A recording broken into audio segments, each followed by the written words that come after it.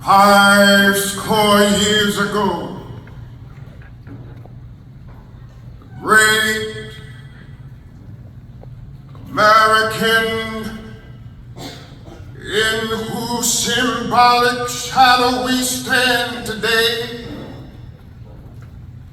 signed the Emancipation Proclamation. This momentous decree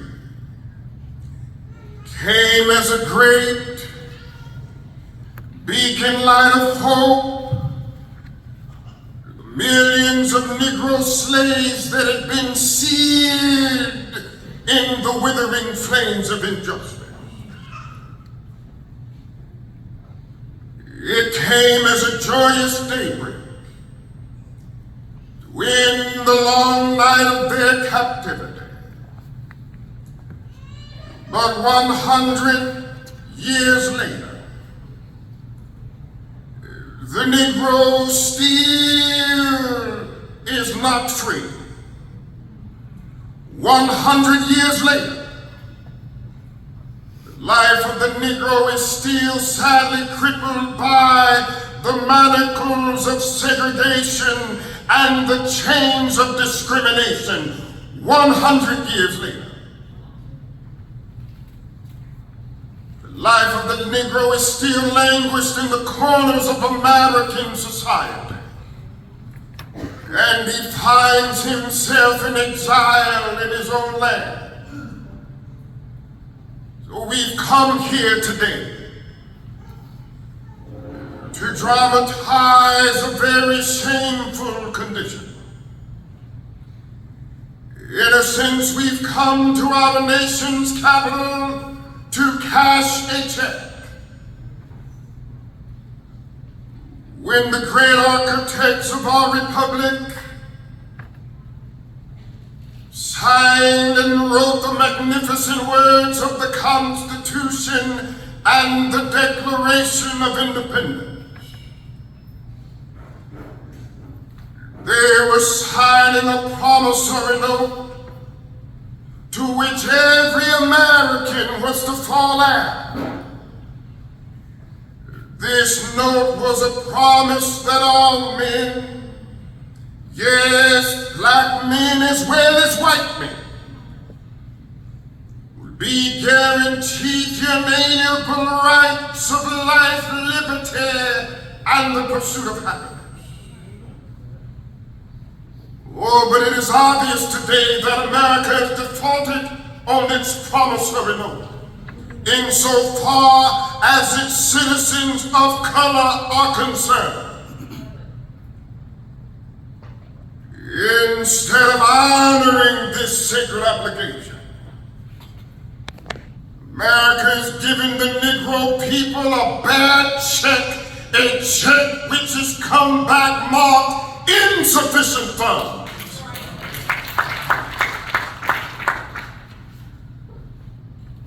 We refuse to believe that the Bank of Justice is bankrupt. No, we refuse to believe that there are insufficient funds in the great vaults of opportunity of this nation.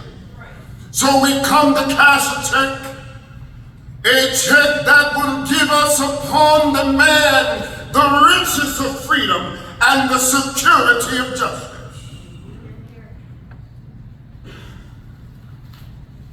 We have also come to this hallowed spot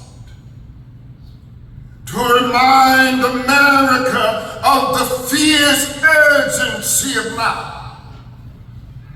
This is no time to engage in the luxury of cooling off or to take the tranquilizing drug of gradualism. Now is the time to make real the promises of democracy.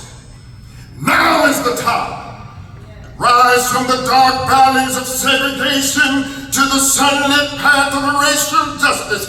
Now is the time to make justice a reality for all God's children. Oh, I say to you today, my friends, even though we we face the difficulties of today and tomorrow, oh, I still have a dream. It is a dream deeply rooted in the American dream. We hold these truths to be self-evident, that all men are created equal. I have a dream that one day on the red hills of Georgia, sons of former slaves and the sons of former slave owners one day be able to sit down together at the table of justice. I have a dream. One day, state of Mississippi, state sweltering with the heat of injustice, sweltering with the heat of oppression, one day be transformed into an oasis of freedom and justice. I have a dream today. I have a dream that one day my four little children one day be able to live in a nation where they will not be judged by the color of their skin, but by the content of their character. I have a dream today.